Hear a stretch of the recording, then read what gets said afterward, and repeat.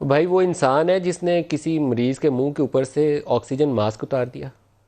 اگر کوئی اس کا جواب دے سکتا ہے تو بہت ہی میرے لیے، میں کیا کہوں اس کے اوپر. گبول صاحب آپ بتائیں گے.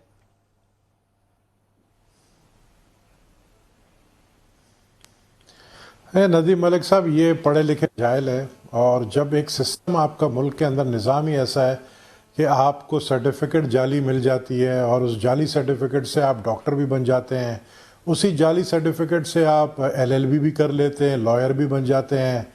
اور کتنے میں ایسے وکیلوں کو جانتا ہوں جنہوں نے کبھی زندگی میں لا نہیں پڑھا ہے، اور وہ جو ہے جعلی سرٹیفکیٹ بنا کر جو ہے وہ بیرسٹر بھی بن گئے ہیں.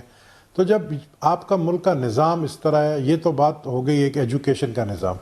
لیکن جو آج ہوا ہے پنجاب میں، جب صوبے کا سرپرست اعلیٰ خود جب وہ نائل ہو اور اس کو حکومت چلانے کا الف بے بھی نہیں پتا ہو، اور اس کو یہ نہیں پتا ہے کہ کس طرح یہ معاملہ جو چل رہا ہے اس کو کس طرح ہینڈل کرنا ہے.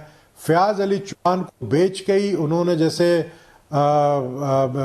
تیل پہ جو ہے وہ آگ چھڑکا ہے. آپ کو پتا ہے کہ کس طریقے سے وہ فیاض علی چوہان جو ہے وہ باتیں کرتا ہے.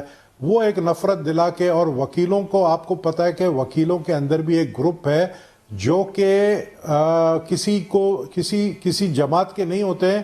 وہ صرف جو ہے پیسے بٹورنے کے لیے وکیل بنتے ہیں، اور جن کا کام ہی بدماشیاں کرنا ہے. آپ کو اس کو ہینڈل کرنے نہیں آتا ہے. ان وکیلوں نے پولیس کو بگایا، منسٹروں کو مار کے بگایا، ہاسپٹل پہ حملہ کیا، اور پھر جب ہے CM صاحب جو ہے وہ نیند سے اٹھے ہیں اور انہوں نے کہا کہ ہم نے ایکشن لیے، ہم نے 2-3 وکیلوں کو پکڑا. میں تو کہتا ہوں پورے لاہور کے بار کو سسپینڈ کرنا چاہیے، اور ان کو ذمہ دار کرنا چاہیے کہ یہ آپ کے وکیل ہیں. یہ ایک دو نہیں ہے، آپ اگر گنتی کریں تو یہ میرے خیال میں تقریباً 1000 کے قریب وکیل تھے جو روڈ پر باہر نکل کے آئے ہیں. تو ہمارے چیف جسٹس جب کہتے ہیں کہ ان کی ڈگریاں چیک کرو، جنہوں نے یہ ایکسٹینشن کے اوپر جو امینڈمنٹ تیار کی تھی کیبنٹ میں، ان کی ڈگریاں چیک کرو، تو وہ ڈگری جو ہے وہ لا منسٹر کا سب سے پہلے چیک ہونا چاہیے، جس نے یہ موقع دیا چیف جسٹس کو، جس نے ایکسٹینشن کے اوپر جو ریمارکس دیے ہیں.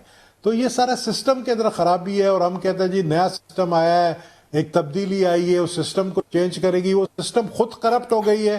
جب آپ کا سسٹم خود کرپٹ ہو جائے گا اور یہ حالات پیدا ہوں گے، تو پھر وکیل بھی بدماشی کریں گے، ڈاکٹرز بھی بدماشی کریں گے.